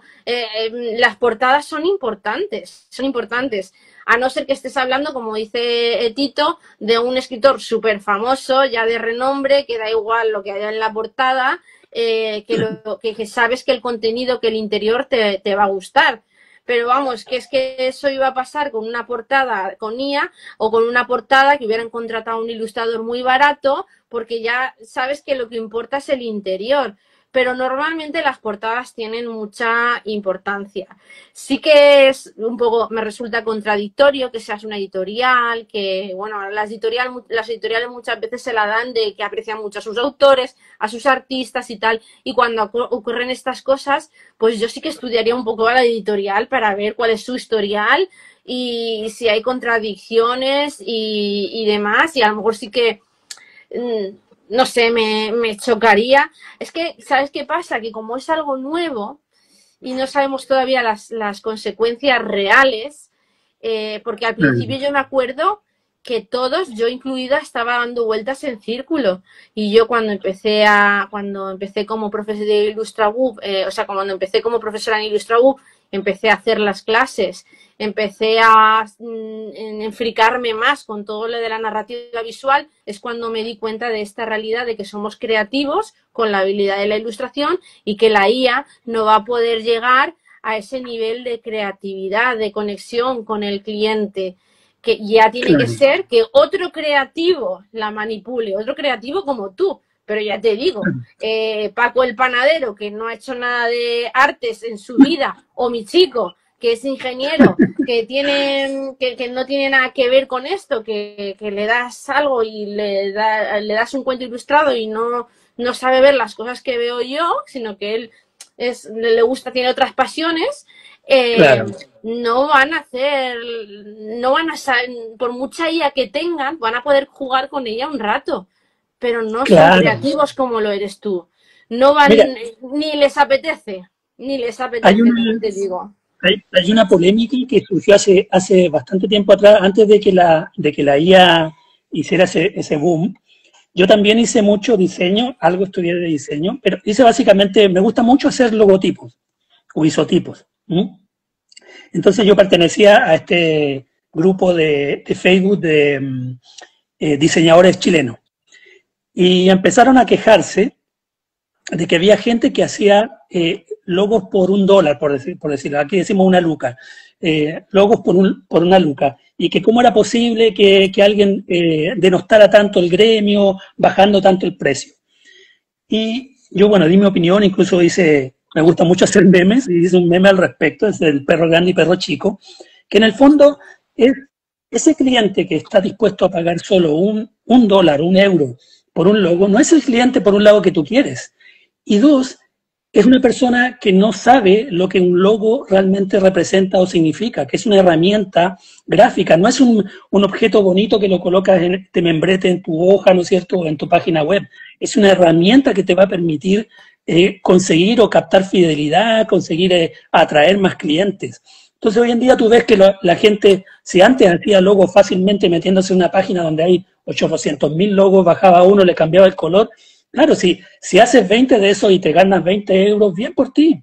Pero esos clientes no están recibiendo la herramienta adecuada y personalizada. Yo las pocas veces que he hecho logos siempre he cobrado bastante bien. Incluso hice un par de logos para Noruega, porque tenía un amigo allá que me conseguía los clientes. Pero yo me dedicaba a encontrar la mejor forma de transmitir lo que el cliente quería transmitir, una historia y además generarle cierta narrativa de tal forma de que el cliente se sintiera identificado con el logo y pudiera contar casi de forma anecdótica cómo se había creado ese logo. Lo mismo pasa con la IA. Tú puedes tener hoy en día una ilustración que va a ser genérica, y va a ser genérica porque va a estar basada en lo que la IA puede retroalimentarse, que además tiene el problema de la fotocopia de la fotocopia. ¿Cuál es este problema? Que cuando tú vas sacando, ¿no es cierto?, una fotocopia de una fotocopia, va cada vez con más defectos.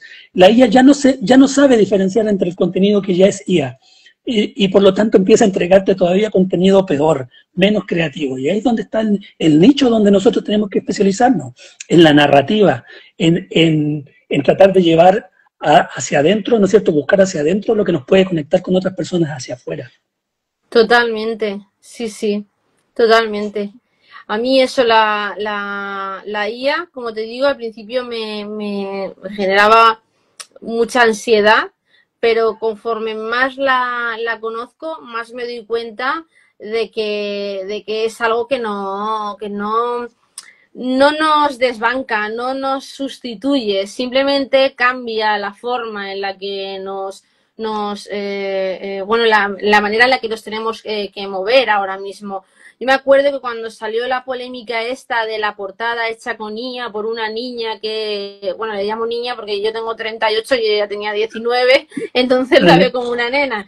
Pero es una chica ya mayor, pero muy joven, de 19 años, que escribió un libro, hizo la portada con IA y todo TikTok se le tiró encima, pero a tope. Y ella pues no... Había ilustradores que se lo decían de muy buenas maneras, he de reconocer, y había ilustradores que la atacaban de muy mala forma. Entonces ella se puso a la defensiva. Vamos, yo sí tengo 19 años, yo no tengo ni idea de qué es esto de la ilustración, ni tengo por qué. Es como si ahora de repente yo me voy al gimnasio con 19 años y empiezo a hacer mal, porque no me dedico al fitness, empiezo a hacer mal los ejercicios de fitness y viene alguien de fitness y me dice, ¿pero qué haces? Yo qué sé, es que, yo qué sé, déjame, si yo esto no entiendo. O sea, con 19 años, ¿qué esperas? No lo digo en plan mal hacia ella, como tienes 19 años, no entiendes. No, es que yo cuando tenía 19 años también eres menos consciente de las cosas y además reaccionas con rabia. Yo me acuerdo que me fijaba en la edad que tenían quienes le atacaban y la edad que tenía ella y digo, es que son todo gente joven, la gente joven tiene como más rabia y cuando te hacen mayor es como más, ¿sabes? Es como más relajado, ¿sabes? Decir, bueno, hay que ver el contexto, es joven, ella no tiene ni idea de la profesión de la ilustración, no sabe las consecuencias, no sabe si esto es negativo para los artistas, no sabe ella que es escritora o que quiere ser escritora, que dentro de unos años va a tener que hacer lazos con ilustradores y que eso a lo mejor le puede perjudicar, pero no lo sabe porque es joven. Entonces ir a atacarle a mí no me parecía lo mejor del mundo. Y lo que peor me parecía de todo es que habían ilustradores que le decían, pero si eso hay ilustradores que por 19 años, por 19 euros o por 60 te lo pueden hacer. Una portada por 60 euros. ¿A qué ilustrador le vas a pasar esa patata? ¿A qué ilustrador? Porque entonces tú eres el primero que no quiere a los ilustradores. Porque ella no es cliente, no es un cliente bueno. O sea, yo era como... Yo lo vi y dije, la portada está llena de fallos a nivel de diseño. El título estaba muy cerca del margen, los personajes o sea, la portada era un estilo que hemos visto cientos de veces, era un poco abrumadora, un montón de cosas que se notaba que estaba hecha por IA. Pero bueno, es que ella está en su proceso de desarrollarse como escritora. Ella está en otra cosa, que no está siendo activista de la ilustración, no está en ese momento de ser activista de la ilustración. Es una portada, no va a ganar el premio a portada más bonita, seguramente ella lo sepa, ella no sé. Yo lo vi como que habían ilustradores muy bonitos, que se lo decían todo muy bien, que habían otros ilustradores que no. Luego ella da una respuesta incluso a los ilustradores que le hablaban bien un poco mala. Creo que ella también se equivocó. No quiero decir que ella lo hizo todo bien. Pienso que ella tendría que ya lo aprenderá. Ya lo aprenderá cuando sea mayor. Verá que a lo mejor algunos ilustradores que iban con muy buena fe a decirle lo que pasaba no tendría que haberles contestado así. Pero yo lo veía desde mi mente de vieja, de 38, de decir, es que son un montón de chiquillos luchando por sus pasiones. Yo quiero ser escritora, yo que sé de la ilustración, y los otros, pues yo quiero ser ilustradora y estás afectando a mi sector y no sé qué. Y es decía, no, cariño, no le está afectando tanto a tus... O sea, tú déjala, si la portada es fea, la portada es fea, bastante tiene que la portada sea fea y que no se esté dando cuenta. Si ella lo que quiere es su libro, entonces es su libro, vea la tuya, además, vea la tuya. Las portadas feas ya existían antes de la IA. Yo me acuerdo que encontré una página un día porque tenía la idea, dije yo, a ver, ¿cómo me puedo hacer famoso yo? Dije, voy a tomar libros que tienen portadas feas y las voy a rediseñar. Se me había ocurrido en un momento de esas tantas ideas que uno tiene. Y claro, había una página donde recopilaba todas las portadas encontradas en Amazon que eran asquerosas y estaban hechas por una persona. Entonces, eso siempre va a existir. Claro. O sea, la IA, ahora, ojo que la IA tarde o temprano, todos los aspectos técnicos van a ser mejorados. Eso que no le quedan bien los dedos o que no es coherente a veces cuando le pides que haga 2 o 3 veces, digamos, una misma ilustración o una secuencia de ilustraciones. Todas esas cosas técnicas se van a terminar tarde o temprano corrigiendo. Lo que no va a poder ser la IA nunca es el aspecto humano, la parte de la vivencia. La podrá emular de alguna forma, la gente cree, porque en el fondo uno le da ese valor. Yo lo veo en threads constantemente, que la gente empieza a decir, yo ocupo, que es lo que realmente me asusta, yo ocupo ChatGPT como un psicólogo y le cuento mis problemas y me ha dado buenas ideas. Ojo, porque ya ha habido denuncias al respecto con temas de mesianismo, porque la IA está ahí. Yo cuando a veces yo subo mi dibujo a ChatGPT o a GPT, como le decimos con María Marel, yo la subo y le digo, dame tu opinión más honesta sobre esta ilustración. Y la verdad es que no es honesta, porque nunca me coloca exactamente las cosas que, por ejemplo, tú podrías decirme sobre mi ilustración, porque tú has desarrollado un ojo, un gusto, te has educado para poder detectar justamente cuáles son esos problemas que tienes o esas oportunidades de mejora. Así que la IA en ese sentido nunca nos va a reemplazar.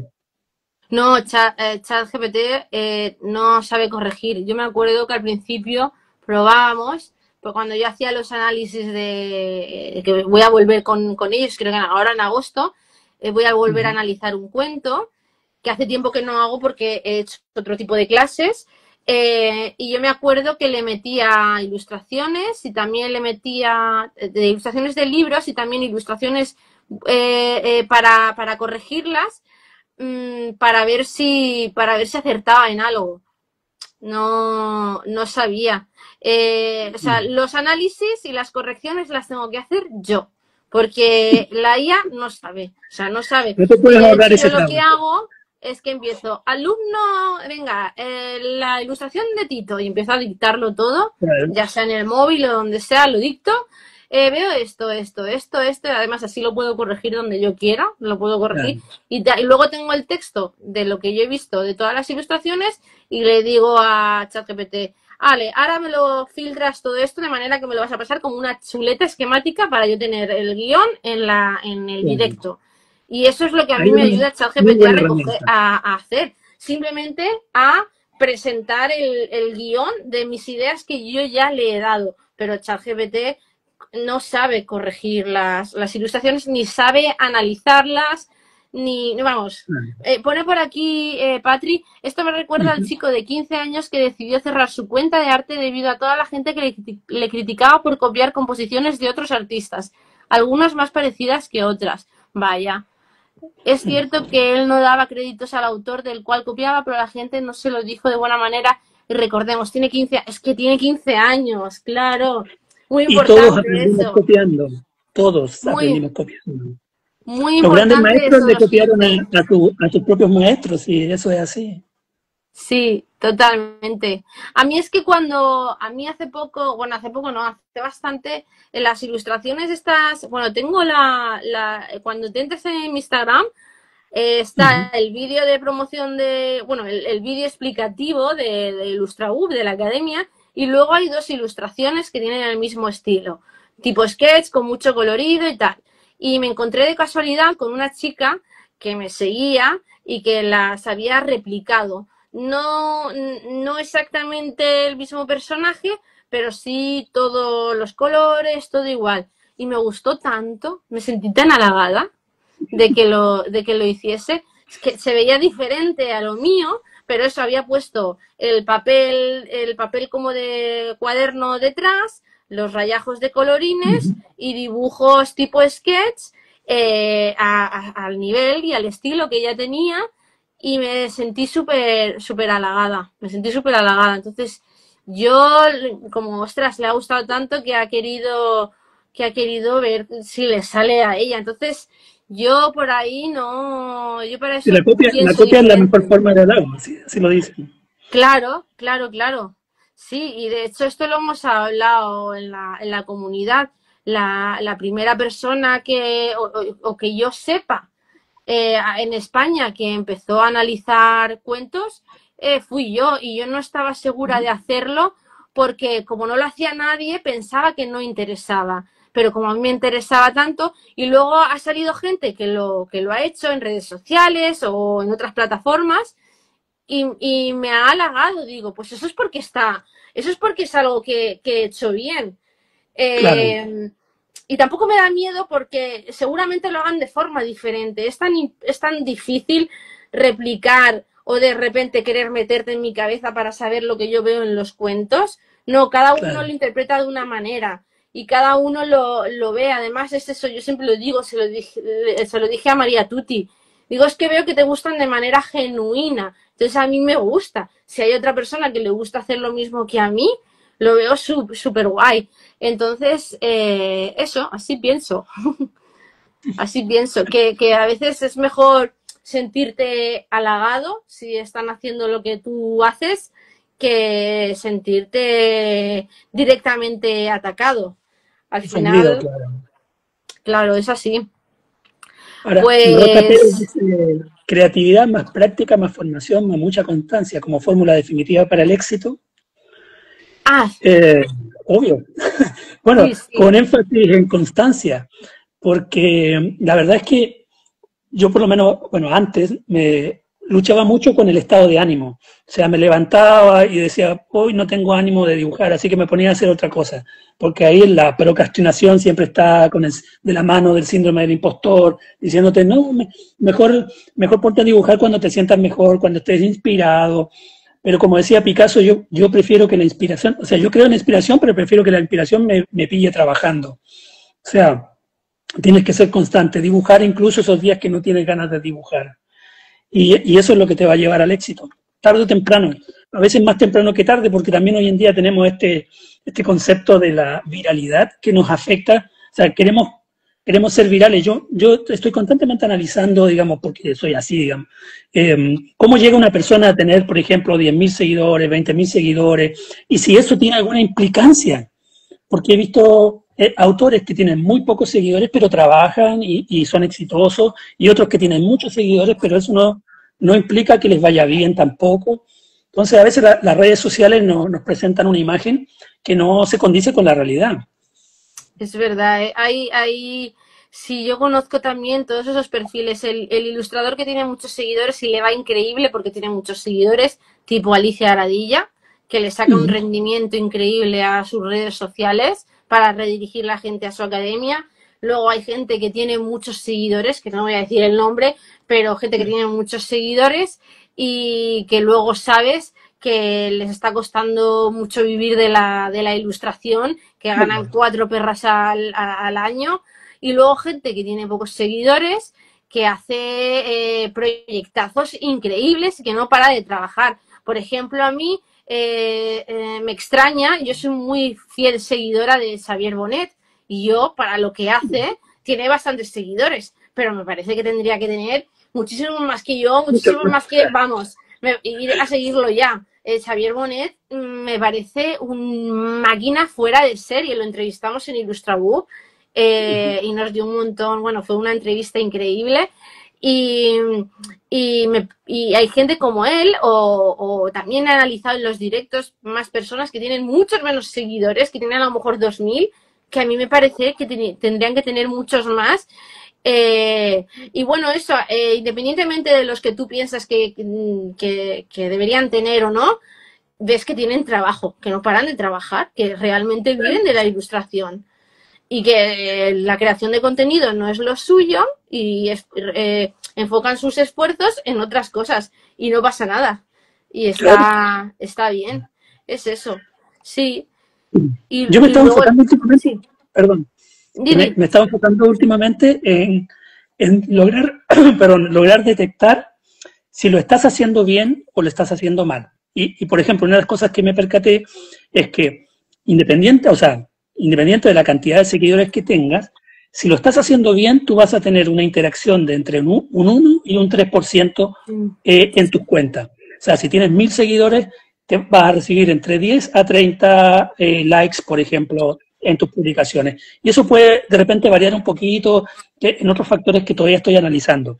Si tienes menos de 10, eso quiere decir que lo estás haciendo mal. O sea, si tienes 1000 seguidores, ¿no es cierto? Un 1%. Si estás haciendo menos de un 1%, lo estás haciendo mal y pueden ser otros factores.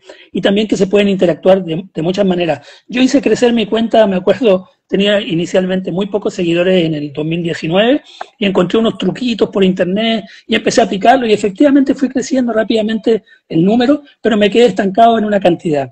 Pero después me di cuenta de también que de qué me servía tener seguidores si no interactuaban con mi cuenta, si no le daban like, no me daban comentarios. Y entonces me puse en camino a pensar de una manera, digamos, de una filosofía, que es que tú tienes que ser el cambio que quieres ver en el mundo. O sea, ¿cómo voy yo a esperar que la gente interactúe con mi cuenta si yo no interactúo con las cuentas de los demás? Si yo no apoyo a otros artistas, ¿cómo voy a esperar que ellos me apoyen a mí? Entonces eso es lo que trato de hacer. Trato de ser genuino, obviamente, de interesarme en sus cuentas, interesarme en lo que están transmitiendo, seguirlos, compartirlos, y de esa forma yo he ido creciendo un poquito más ahora, pero siento que es un crecimiento orgánico, y es el que yo quiero y el que me agrada. Me puedo quedar con los últimos, con los que sí comparten, podría perder mi cuenta el día de mañana y empezar de nuevo, pero voy a empezar con gente que realmente conecte conmigo. Perdón. Llegó la hija. Hola, cariño. Llegó Terremoto, aquí en Iquique, llegó Terremoto. Espera, perdona, mira. No me las como. Es para enseñarlas. ¿Me dejas enseñarlas? ¿No? Ala, una bolsa de gusanitos que lleva como así, de que se sale de la pantalla. Ale, ve con el papá, ya la voy, ¿vale, cariño? Nada, que ha llegado mi hija y se ha acaba de pegar una leche. ¿Estás bien? ¿Sí? No me lo da porque si no me como yo los gusanitos. Bueno, perdona, perdona. Bueno, y también pone aquí Rosa de la formación, que también me parece súper importante, que lo vimos con Felicitas Sala, que bueno, que mucha gente se autodefine como autodidacta, pero hay que llevar cuidado con eso del autodidactismo, porque la gente que triunfa y se define como autodidacta no es que los conocimientos hayan nacido de dentro de ellos, sino que han tenido que aprenderlo de otros lugares, de personas, de gente entendida, solo que se están refiriendo a que no han tenido una formación reglada, a que no han ido a una escuela de arte como tal, pero sí que necesitas formarte, que esto lo analizamos en la clase. A ver, ¿qué ponen por aquí? Mostrar el trabajo, todo eso no vale si nadie lo ve. Bueno, esto fue como algo que Antonio lo destacó mucho en la clase en la que habló de todo el historial de Ilustraú, de cómo lo importante era mostrarnos. A ver, qué importante mostrar, gracias. A mí me cuesta tantísimo mostrar por miedo, un 0 en redes, portafolio, siempre por terminar. Bueno, tenemos Rosa, tú sí que estás en la academia. Este jueves tenemos la clase de cómo crear un plan visual para redes sociales, en la que os voy a hablar de todas las dificultades que he tenido, los errores que he cometido y demás con respecto a esto. Y a ver, pone Patri, yo lo he remarcado precisamente porque soy igual, porque me cuesta un montón. Creo que es algo muy común. Somos muy tímidos generalmente los ilustradores. Y nos cuesta por eso, pienso yo. Tú tienes mucho carisma, Héctor, Tito, que me confundo. La verdad es que a mí me asombra escuchar que me digan eso, y las primeras personas que me lo han dicho han sido ustedes, porque yo no lo siento así. O sea, toda mi vida he estado con la duda de sentir que hago el ridículo, pero en el fondo me doy cuenta también que yo mismo me he expuesto en muchas situaciones para hacer el ridículo, entonces es como una contradicción. Bueno, eso es lo que hay que hacer. Yo, Ilustraú, o esta cuenta no la hubiera podido llevar a cabo si no hubiera tenido ese pensamiento también de, mira, si tengo que hacer el ridículo, lo hago. Al principio lo pasaba muy mal, lo pasaba muy mal. Esto sí que es verdad que si alguien tiene problema con esto, que sepa que yo soy la persona más tímida del mundo. O sea, yo los primeros reels que subí, literalmente que lloraba, ¿eh? Siempre lo digo que lloro, pero no lo digo de mentira, es que es verdad, es que lloro. Entonces, es terapia de choque. A mí me suponía mucho esfuerzo dar las clases en directo. Ahora ya no me cuesta porque muchos de los alumnos son los de siempre, tengo confianza porque lo he hecho muchas veces, pero ya te digo que al principio me costaba mucho, tanto las clases como las correcciones, como los vídeos en directo, esto que estoy haciendo ahora. Y no es que me salga tan fácil como a lo mejor le pueda salir a otra persona que no es tímida, pero sí que es verdad que la terapia de choque es lo que mejor funciona. El ir... Y no tiene que ser una terapia de choque de un día a otro. Yo no hice directos de un día para otro, sino que lo que primero que hice fueron pequeños reels. O las clases primero las grababa, y luego las subía. Luego hice una clase grabada y la hice de narrativa visual porque era el tema que más controlaba. No la podría haber hecho de otra cosa. Entonces hay que ponerse trampas, pero a la vez facilitárselo. Y terapia de choque, o sea, es duro porque no hay otra salida, pero es que funcionan tan bien, tu cerebro, o sea, somos tan listos para eso, de decir, esto no lo podré hacer en la vida y luego sí que puedes, que es increíble.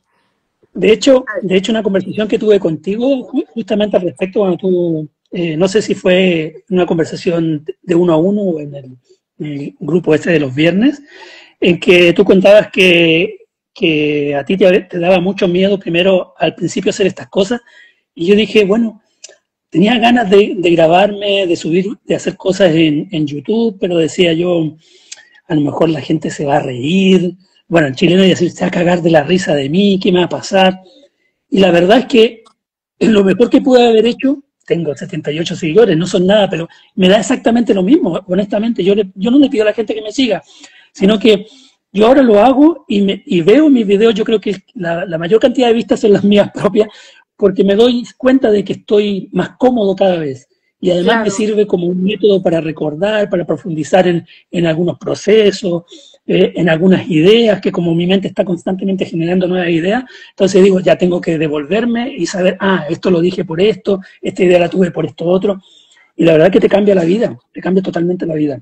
Sí que te Yo cambia, disfruto ¿eh? mucho, sí, Para mí yo se disfruto mucho asemeja, grabarme. para mí se asemeja a, ya lo he dicho alguna vez, cuando aprendí a conducir, la libertad, Ujú. eh, de poder ir de repente, yo soy de Elche, al FNAC de Alicante yo sola a ver libros.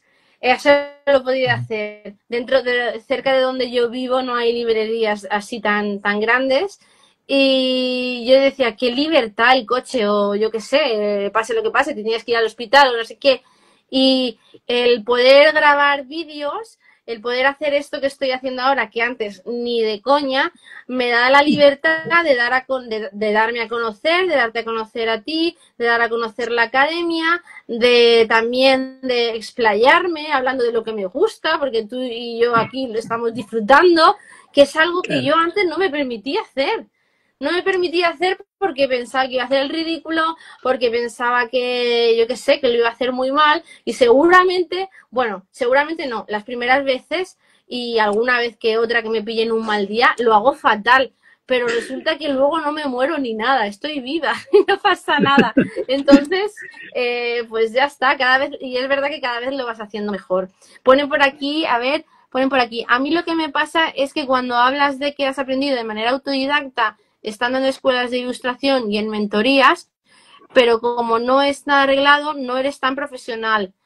Ay, pues eso quítatelo de la cabeza. A mí lo que me hace sentirme profesional a día de hoy, yo estudié Bellas Artes y cuando empecé a dedicarme a esto de la ilustración, no me definía como ilustradora. Yo empecé a definirme como ilustradora cuando tuve mis primeros clientes, y de hecho la formación que ha tenido, la importancia que le doy es la de las cosas que me ha aportado, que yo ahora utilizo pues para dibujar, para las clases de Illustrabook. Eso es la importancia que yo le doy a la formación que tenga.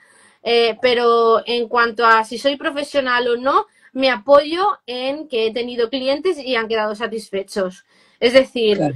tú sigue trabajando y sigue evolucionando y lo que te va a hacer sentirte profesional es el trabajar con clientes. Una vez pases esa barrera, que no está lejos, ya te lo digo yo, eh, ya te sientes profesional de la ilustración y te da igual. O sea, Óscar Llorens, por ejemplo, estudió creo que algo de económicas o algo de esto, no tenía nada que ver con la ilustración. Y hay muchos artistas que vienen pues médicos o cosas así y no han estudiado nada, pero una vez empiezas a tener clientes, tú ya sabes que eres un profesional de la ilustración, o sea, se te dice solo, así que eso no le des, vamos, no le des nada de importancia, no tiene nada que ver lo de la formación. Lo que sí Esto que me es muy recuerda, importante es saber qué es lo que tienes que estudiar. Yo por eso sí que veo que ahí, ya sea en la academia esta o en otro o de otra manera, que sepas cuáles son tus puntos fuertes y tus puntos débiles y a partir de ahí sacar la lista de dónde tienes que poner el foco, que si en marketing, que si en diseño, que si en composición, que si en diseño de personaje, que si tal, que tengas claro todo eso y que vayas buscando ayuda en ese sentido para hacerte tú como tus propias unidades didácticas que te hagan ser cada vez más completo como ilustrador. Pero eso no es algo imposible y no te hace falta pagar 4.000 euros para un máster ni nada por el estilo, ya te digo, yo no lo he pagado.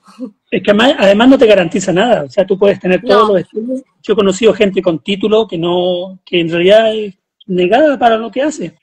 Mira, esto me recuerda a mí en mi época de programador, porque yo también fui autodidacta, yo fui a la universidad, incluso estudié redes y telecomunicaciones, porque yo sentía que no podía aprender por mi cuenta redes y telecomunicaciones porque no tenía acceso a las máquinas necesarias. Pero programación yo aprendí desde los 12 años en adelante. Y me acuerdo una vez que estaba postulando a un trabajo, estaba entregándole un presupuesto a un cliente sobre un sistema y él me pregunta si yo soy profesional. Entonces mi respuesta fue que depende. Dije yo, si usted está preguntando, yo soy un profesional que tiene un título que certifique que yo estudié programación, no soy esa clase profesional. Pero si usted me está preguntando que yo soy una persona que se va a comprometer con el trabajo y va a trabajar hasta el final por darle la mejor herramienta posible, ese sí me hace un profesional. Eso me hace un profesional a mí. Muy bien. Así que es como te lo planteas. Y al ser autodidacta, como yo he sido toda la vida autodidacta en todo lo que he querido alguna vez aprender, es como lo que dice Antonio García Villarán, que no existe el autodidacta real porque auto, que significa, ¿no es cierto?, tú mismo, enseñarte a tú mismo no puedes. No siempre puedes. Siempre vas a partir de otras personas. Entonces, lamentablemente, claro, en el área de la ingeniería, cuando tú estás trabajando en una empresa y quieres mejor sueldo, tomar otro puesto, tomas un curso, una capacitación, un máster, un diplomado, lo que quieras, y eso te garantiza automáticamente el tener un mejor puesto, porque además tú ya empiezas a valorarte de otra forma. Entonces lo que tenemos que hacer es valorarnos a nosotros mismos y no menospreciar el tiempo solo porque no hay un certificado detrás. Yo he tomado cursos en Coursera, he tomado cursos en Skillshare, he tomado cursos en doméstica y muchas veces esos cursos a veces me han aportado, a veces no me han aportado absolutamente nada. Eso no me van a convertir en un profesional. Claro, claro. Mira, pon aquí, en mi opinión, la ilustración es una de las carreras en las que los títulos no son tan importantes. Lo importante es lo que puedes mostrar. Totalmente. Y María Marel nos pone que ella estudió ADE. Así es. ¿Qué es ADE? No sé qué de empresas. Dilo tú mejor, no sé qué. No sé si lo estoy diciendo bien, que te lo diga ella bien. Pero vamos, en la que Universidad nada de que ver Chayán. nada que ver con el arte. Y sí, es así, es así. No os obsesionéis tanto con eso de tener un título, sino con el conocer vuestras carencias, vuestras fortalezas y a partir de ahí atacar y ir acercándonos. Sí que es verdad que administración de empresas, mira, es admin y dirección de empresas. Sí, una amiga mía también estudió eso. Sí, y no os obsesionéis con eso, o sea, para nada, para nada, para nada. Bueno, pues yo creo que lo tengo que dejar aquí porque si no se tiene que encargar mi chico de todo. Y estaríamos nada, hablando ahora. tú y yo no podemos tirar aquí horas y horas y horas. Nos pasa siempre en las quedadas que decimos, no, alguna vez he dicho, me voy a quedar aquí media hora que me tengo que ir y luego estamos hora y media. Así somos. Seguiremos hablando en las quedadas. Estás invitado de nuevo a estar aquí cuando quieras. También cuando quieras que vaya yo a tu YouTube, a tu canal de YouTube, a tu podcast, también iré. Y nada, eso, que muchísimas gracias, Tito, que nos vemos por la academia, que ahí estamos. Gracias a que os ti. suscribáis a la academia, que mirad qué contento que está. Sí, no, la verdad que sí. Yo lo voy a decir hasta el cansancio. Yo voy a ser un fan hasta el último día de mi existencia porque le debo mucho a la academia, la verdad. Qué guay, qué guay. Bueno, por aquí, Isabel, efectivamente, yo soy veterinaria y abogada y me rechifla el arte y por eso ilustro cuentos, pura imaginación. Claro, es que si eres veterinaria y abogada, tú tendrás unos conocimientos que luego podrás crear cosas que yo, que no vengo de ese mundo, no podré hacer. Es así. O sea, eso también es alimento. Es que esto te hace una persona única, imagínate, una veterinaria y abogada. Eso es una combinación única. Totalmente. Luego José Manuel, magisterio, psicopedagogía, esas cosas van súper bien con la ilustración de cuentos, o sea, eso es un complemento ideal. Vale, María Marel pregunta si lo dejo grabado. Sí, lo voy a compartir conforme cuelgue, igual que hice con María Tuti, lo voy a dejar en mi perfil de Instagram subido ya. Ahora tendré que pensar qué título y qué descripción le pongo, pero vamos, que lo dejo. Y nada, muchísimas gracias a todos, gracias a ti, Héctor, y nos vemos en el siguiente directo y nos vemos por la academia, ¿vale? Perfecto. Venga, chao, bye, bye. Adiós, adiós.